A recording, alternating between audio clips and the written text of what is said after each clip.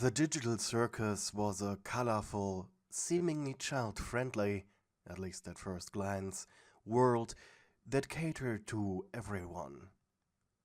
Or at least it tried. Not caring about the suffering it inflicted on the poor souls living within it. To them it was a nightmare, lacking things that made a person a person. They were robbed of their human forms, and sometimes given forms the human mind could not handle, leading to extensive mental strain. Robbed of their hunger and thirst, having to eat only for recreation and taste alone. While an upset at first, this lack of hunger led to a loss of time and reality itself. Robbed of their memories, as everything they knew before the digital circus, minus a few key details, such as language and the understanding that this wasn't real life. The only thing that was consistent in the digital circus were adventures. As its ringmaster Caine had so eloquently put it, adventures were daily occurrence unless the current adventure didn't end in a singular day. Sometimes adventures were bending the rules and reality of the circus itself. Once or twice he had awoken in a different bedroom, only to realize that the adventure had not only already begun, but also was taking place in an entirely different digital world. Such as the High Seas Hijinks adventure last month, where everyone, including you, had been put on a cruise liner, without any instructions, via Caine. You had been one of the lucky two. You and Gangle had just been guests, meaning you were sidelined and could just enjoy the cruise ship, while all the others were part of the crew, having to deal with the ship's NPCs who were incredibly demanding and annoying. Though, come to think of it, the time you spent adventuring was always relatively simple and easy. It was a relatively quiet morning, mostly because yesterday everyone had to survive Caine's amazing digital jungle parkour adventure, which was just a death maze specifically created for each character to easily survive, though easily surviving doesn't mean that it wasn't exhausting. Jax and Ragatha still had soot spots on their clothing as they slumped into the circus's staging area. Of course, they physically couldn't be tired. Another thing the digital circus robbed from you. They just mentally headed up to here with Caine, and they just wanted some peace and quiet. And while Caine, more often than not, was completely fine with a character skipping out on an adventure, the adventurer often did not. So might as well do them from the start, and have the knowledge, as little as Caine was willing to give, of what was in store today. Also allowed for some pleasant mingling before the theme song, and chaos broke out. "So," started Jax as he shrugged. "Yesterday everyone seemed pretty done with it all. Since everyone got their own maze, let's share some stories." He pointed with a thumb at his face. "I, for one, got hit in the face by a flamethrower. Multiple times." That explained the soot. "Spikes," shuddered Kinger. "So many spikes! So many spikes and moving walls, enough to make one go crazy!" The chess piece slapped himself against the bunny man, who sighed in disgust, kicking Kinger off of him. "Alright, enough about that. What about you, Pomni?" It was alright, I guess." Jack furrowed his brows, swiping his hand up and down in front of the jester's face, without any reaction from her. "Okay, then. I too had flamethrowers. Some pitfalls, and I was chased by a minotaur. The thing was big. Zobel, what about you? Asked Regatha with an exhausted expression. As the characters continued, however, you started blushing. And finally, it was your turn. And what about you, Butter? Crap. At least you had been the last one, so it gave you some time to think, to come up with some stuff. Well, you tapped your foot on the ground. It was a hallway. Hallway? Regatha and Jax stared at you confused. Like this super long hallway made from stone and moss, and Jax deadpanned. We know how the mazes looked like. We're asking what traps were there for you. We know what the mazes looked like. We're asking about the traps. The truth was that there weren't any. Well, minus a ankle-deep tar pit that slowed you down for like 2 minutes. You inhaled through your mouth, but that's when Jax put 2 and 2 together. She didn't have any. Your guilty expression was all the others needed as confirmation. What do you mean you didn't have no traps? Shouted Zubel. As everyone except for Pomni and Gangle ganged up on you for seemingly having gotten away with an easy adventure. Yeah, come to think of it, started Jax. On Heizi's Heisjings, you were the only one housed in the VIP section. And her introductory adventure was just giving her a tour of the place. Really nice, by the way. I'd love to do that again sometime, shouted Kinger. Are you guys thinking what I'm thinking? That the next reward should be in insect collection? No, what? Jax took a step forward and casually slapped his hand on your shoulder, hard enough to create an echoing slap and make you go, ow. I think butter might be Caine's favorite, and therefore get less difficult parts in our adventures. Oh, great. And why should we care, Jax? Growled Zubel. The take-apart toy was super jealous of you right now. No, not because you could potentially be Caine's favorite, but because she didn't care the slightest about adventuring and wanted an out. Because she can wiggle Caine around the finger, distract him, influence him. I'm not a manipulator. Everyone now chuckled. What? So you're telling me, telling us, you're not inflating your body every morning just a tiny, teensy bit? Your face now completely flushed. Inside the digital circus, you have become a clown. Butter the clown. With paper-white skin, red smiling lips, and cotton candy smelling, looking, and tasting hair. Your cheeks were colored with big red circles, giving you a permanent blush, though when you blushed for real, the circles started glowing. Right now, you wore your hair in pigtails using 2 gummy worms. You also had the proper cartoon clown logic to boot, meaning you were super squishy, allowing you to squeeze into tight spaces, and could inflate your various body parts by blowing into a small hole at the tip of your right thumb.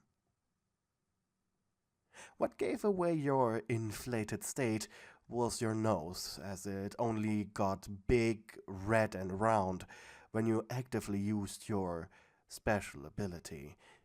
And right now, well, considering it was big, red, and bulbous, Jax was right. Embarrassed, you looked away. So what if I am? Gnashing his teeth, Jax booped your nose, producing a trumpet sound. That's the point. We want you to look your best. We do? Asked Zubel. It's simple, really, Zuby. He shrugged. Butter here will distract Caine. Keep him busy. Too busy to give us an adventure. Do I get a say in this? You squeaked. No? As if on cue, this was the moment Caine appeared atop the stage with an explosion of bubbles. Good morning, everyone! We're all excited for a new adventure?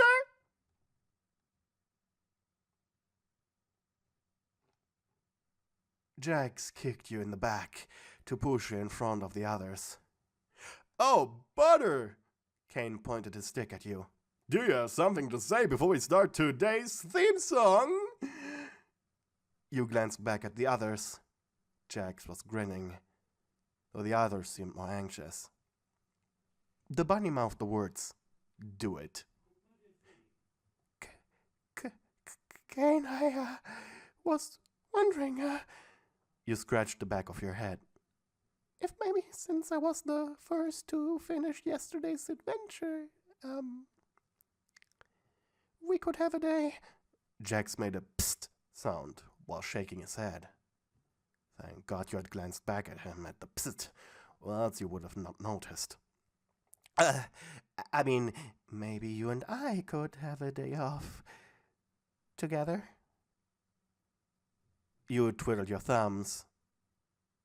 Caine was taken aback at first, floating there almost absent-mindedly, before shaking his head to return thought to his brain.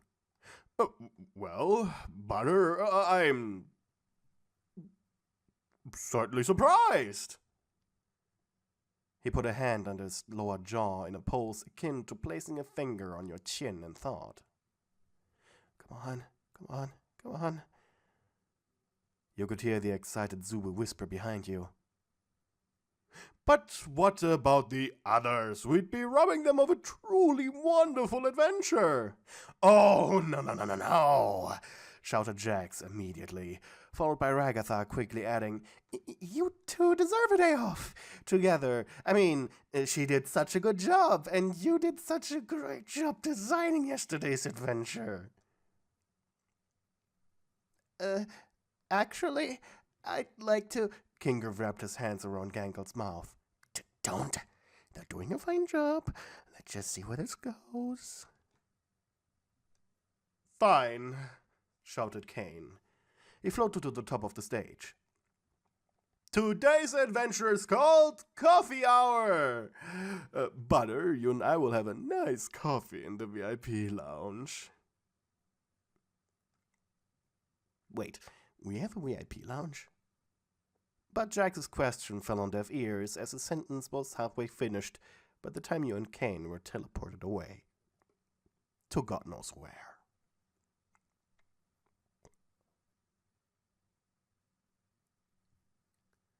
You found yourself sitting on a cushioned wooden chair made out of dark, polished wood. Before you, a round table with a single white and blue cloth, reaching just below the edge. The room's windows portraying a gentle mountainside with just a bit of evening fog. Cozy jazz music played. You didn't see Caine just yet, probably allowing you to take in the scenery. The floor was made of soft beige wood in a zigzag pattern. A bar with a bookshelf and various coffee packages stood at the far end of the dining room you were in. About a dozen of Caine's placeholder NPC mannequins were sitting on other tables, walking around with trays and tablets. The smell of gentle, freshly brewed coffee was in the air. From outside, you heard the faint chirping of a bird. Your heart made a weird jump before instantly being so calm that you felt a little sleepy, but in a good way. He smiled. It was cozy. A waiter NPC stopped next to your table. The thing made a quick bow before placing a menu card before you. For me? It nodded. You quickly realized the quiet ambience of people talking was probably just some sound effect that Caine was playing. So too was the bird. The mechanicans themselves didn't talk after all. You shook your head. You came to a conclusion. What did you and the others never do? Accept the adventure and pretend you're part of it. So you just gulped, forcing a smile. It's okay, I'm here on a date. I'll honor when he's here. You scratched the back of your ear. Though I do like some breadsticks while I wait.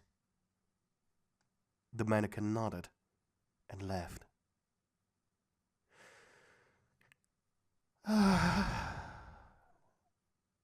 You sighed loudly.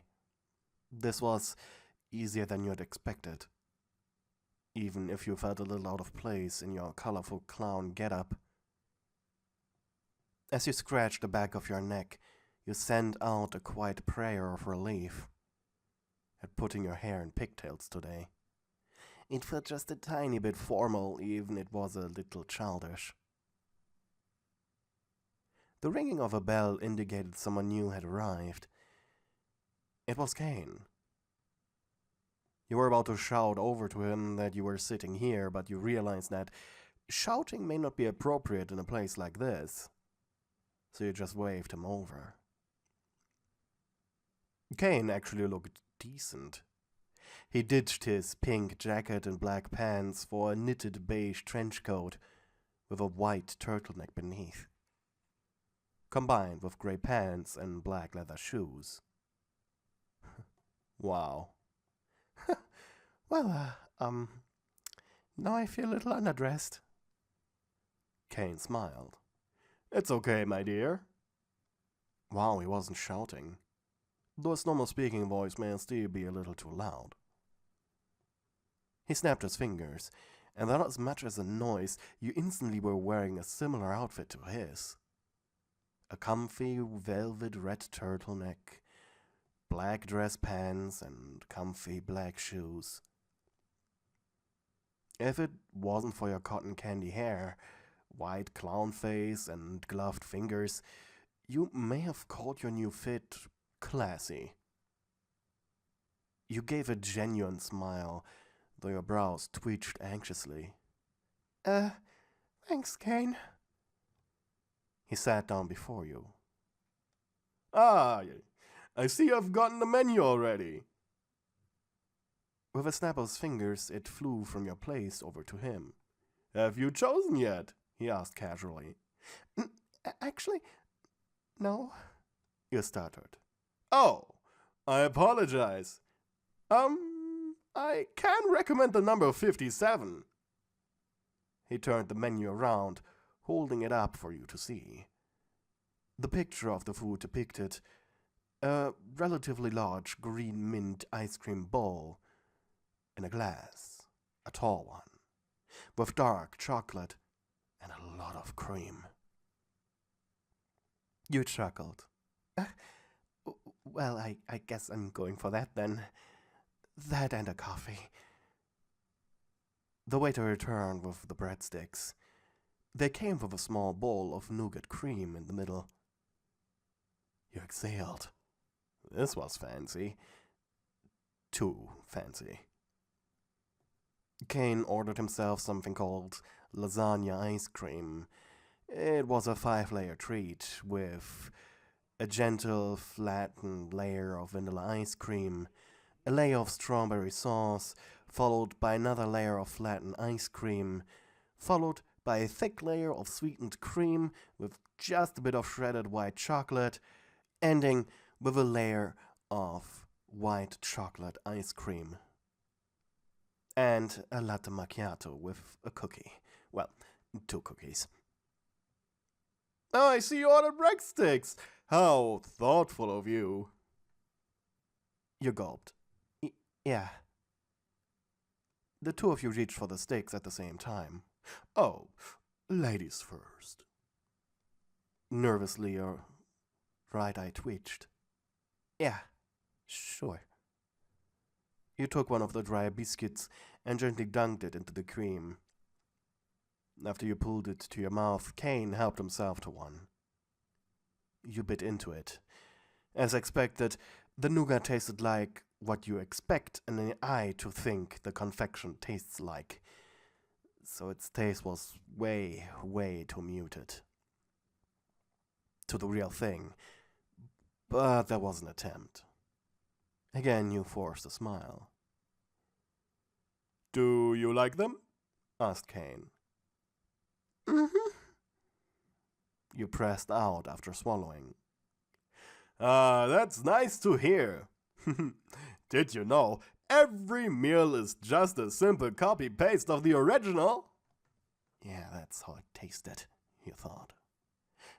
No, actually I didn't. Proudly he slapped his chest. I make every meal you eat and then simply save it in a folder, and then spawn copies of the food. I see, that's, very resourceful. Ugh, that explains so much. After another steak was eaten, you asked, And, what is this place? I'm, curious. Ah, yes, this is the VIP lounge. A little slice of heaven for every character to enjoy. I haven't seen the entrance to it anywhere. He scratched the back of his head, almost embarrassed. Well, that's because you need to teleport into it. You blinked. We can't teleport, Caine. Oh! Did you think we could? I mean, yeah, that explains why adventures take so long. Nobody's fast traveling. Awkwardly, you leaned a little against the chair. Well, that's why, yeah, no fast traveling. He chuckled darkly. I thought you just really liked some of my adventures. And then you take as much time as you can in them. You stopped breathing for a moment. You felt as if you had run face first into a wooden pole. Think, Butter, think. We do like them. You blinked rapidly as thoughts came to you out of the blue, saying the first things that sounded nice to you. We don't need fast travel, really. Jax would kill you if he heard you say that. Caine sighed in relief. That's nice to hear, Butter. The conversation was pleasant, though. There was this ever-present threat of the simple fact that you basically were talking to the god of this world that made this also uncomfortable to you.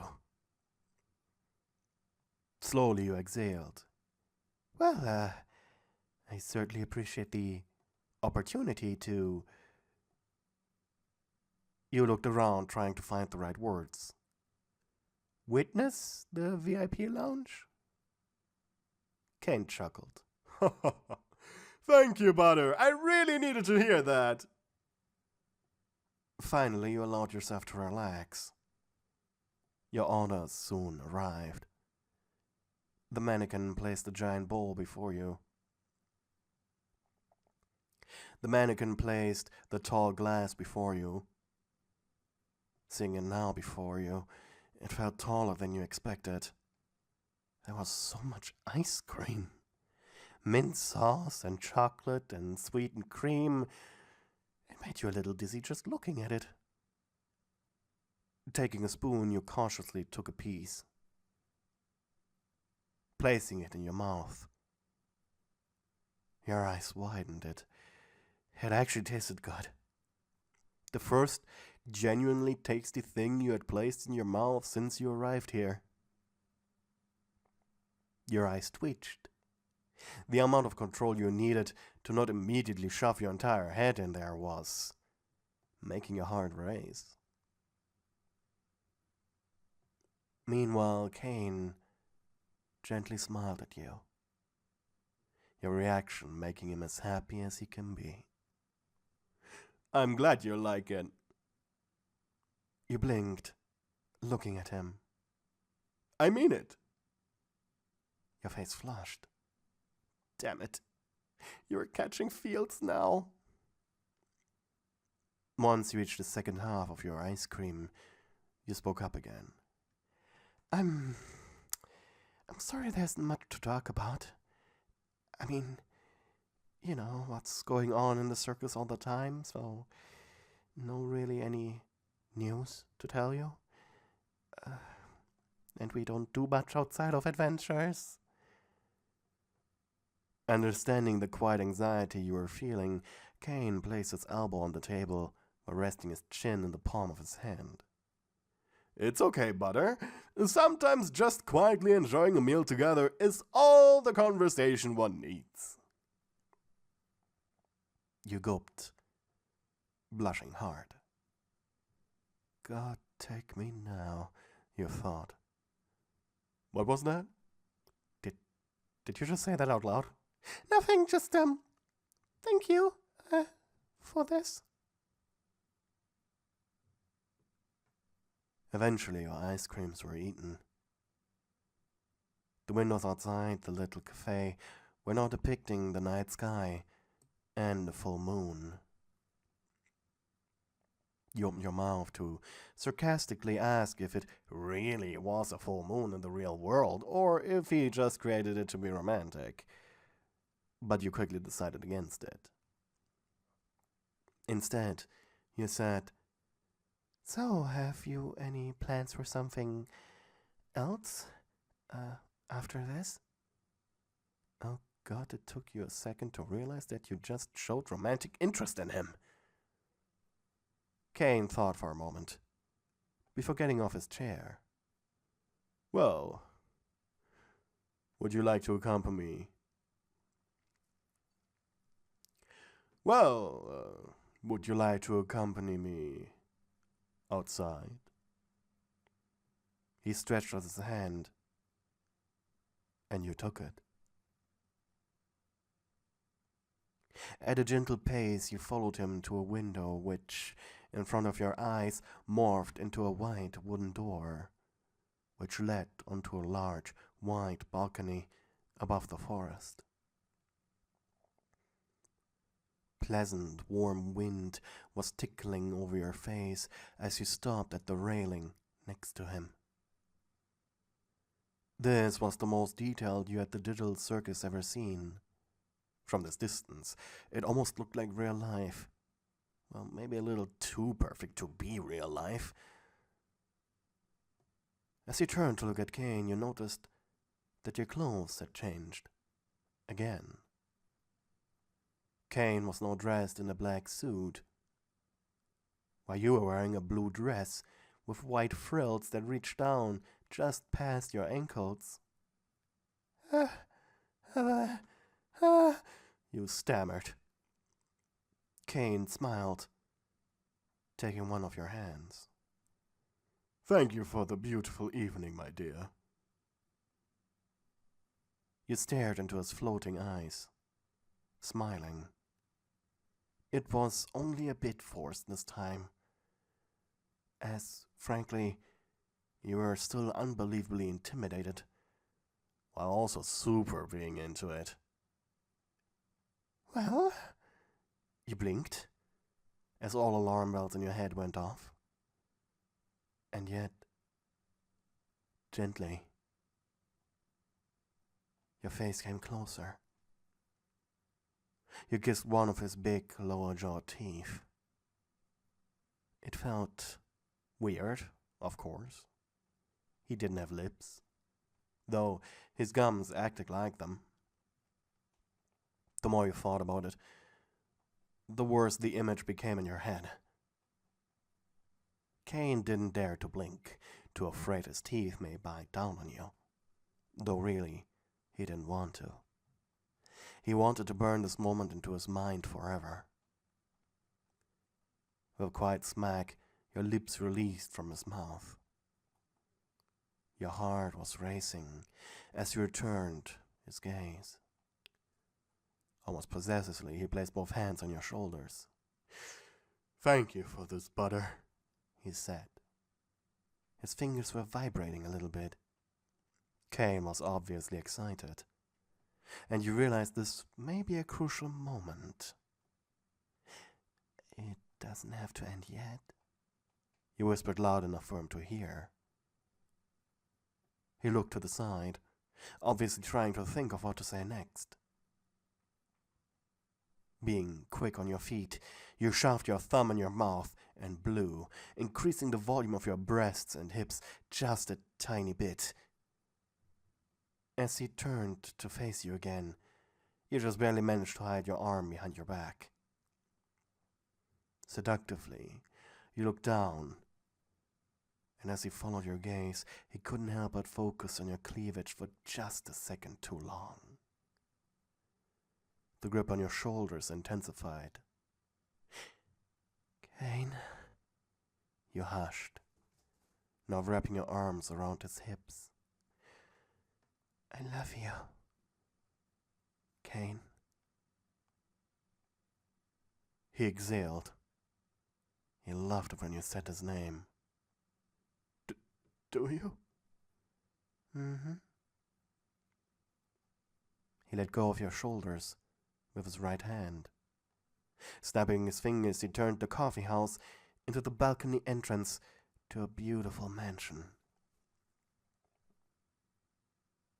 Specifically, the balcony that led into a lavishly decorated bedroom. Your smile softened. "Do you want to get frisky?" Frisky.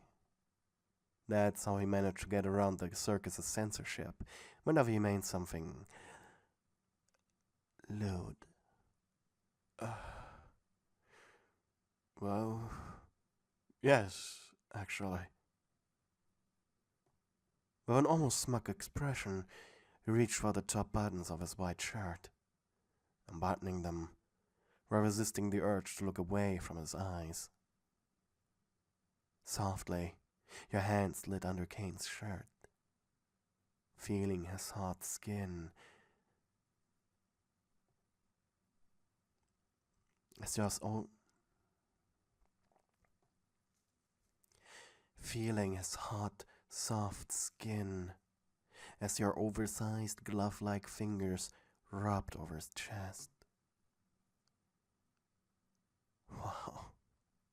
His chest was toned, muscular even, and had not a single hair on it. "I want you, Caine." His mouth perked as he kissed you on the cheek with his teeth. "And I want you, butter. Let's go." Thank you to the people who are supporting me on Ko-fi. You guys are keeping me alive. Special thanks to the channel members Hella, Nextwrist, AJ Anime Girl 85 and Hopeful.